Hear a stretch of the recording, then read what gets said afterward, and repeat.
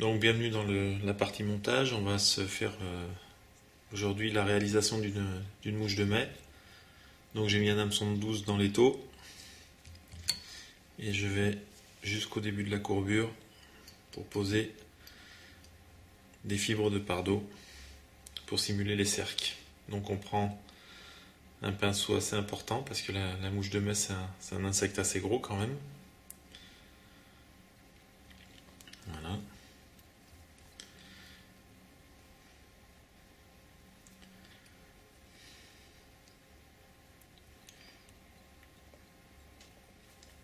On regarde à peu près l'alignement. On met un peu et on serre ce pinceau de fibre.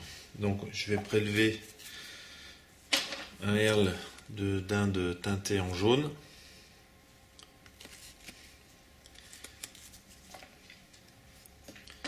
Que je vais fixer. Alors j'ai pris l'habitude maintenant d'humidifier mes herles. Donc je les passe entre mes lèvres. Ça rend le herle plus souple et ça me permet de pouvoir le travailler beaucoup plus facilement. Voilà, j'assure bien mon herle et je remonte à spire très jointive jusqu'au niveau du thorax.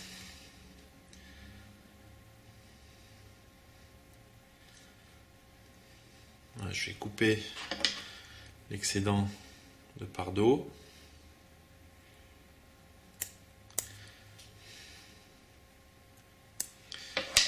Et je recouvre par mon fil de montage. Je vais jusqu'au niveau du thorax et je vais mettre mon fil en attente. Je fais un petit aller-retour pour compenser la hauteur liée à la pose du herle. Voilà. Et je m'arrête au niveau du thorax. Donc je prends ma fibre et quand on est ici là, il faut bien ne pas hésiter à bien tirer dessus. D'où l'utilité de bien humidifier son herle afin qu'il soit bien tendu et facile à travailler. Voilà, je vais faire encore un tour. Je bloque mon herle.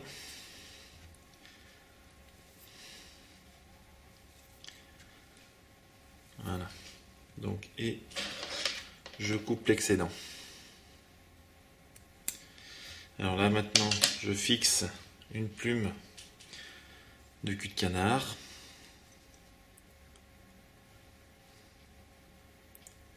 Je vais faire quelques tours, je vais faire quelques enroulements.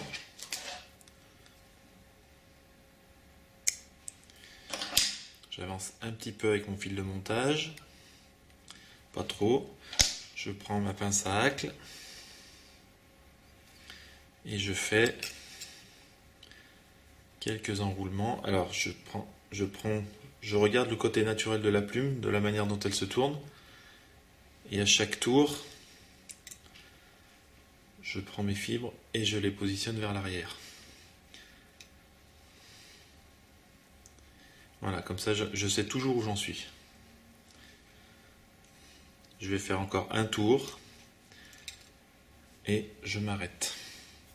Parce que là on arrive vers la partie du rachis qui est importante. Il faut qu'on garde à l'esprit de faire quelque chose de discret. Voilà.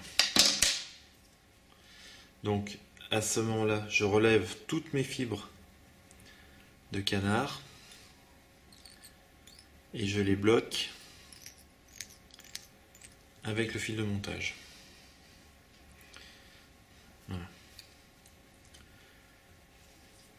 On assure bien la boucle et on va faire une boucle à dubbing avec le twister et on va emprisonner à l'intérieur un petit dubbing de peau de lièvre, un petit dubbing de lièvre pour faire une fausse collerette. Donc je vais prélever sur sur une peau de lièvre quelques fibres. Je vais prendre dans une petite pince à dessin.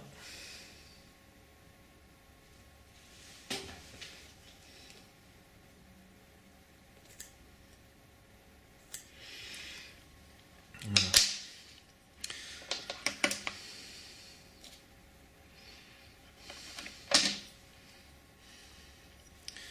Donc j'emprisonne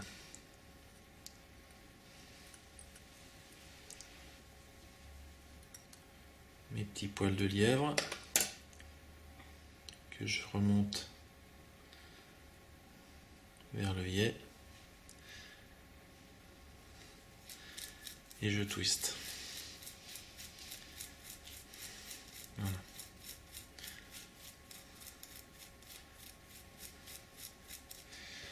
Ensuite, je commence mon enroulement et à chaque tour, je rabats les poils vers l'arrière. Voilà. Et je bloque avec mon fil de montage. Voilà, je coupe.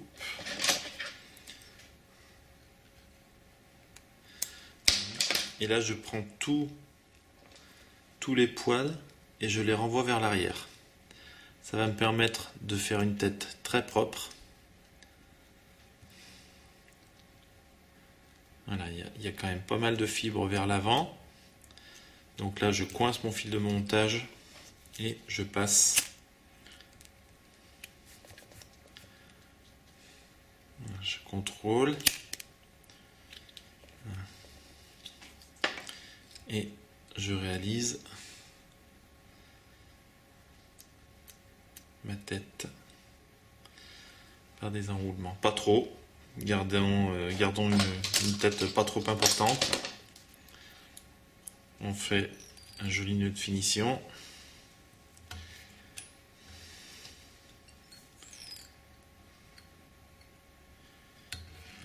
Voilà.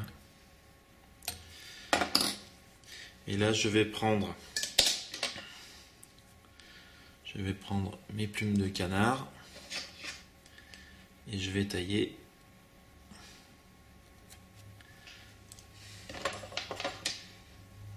voilà. Voilà. Donc je vais tailler un petit peu, en fait j'arrache un petit peu ce qui est dessous. Voilà. Voilà. Une belle mouche de mai sur un hameçon de 12.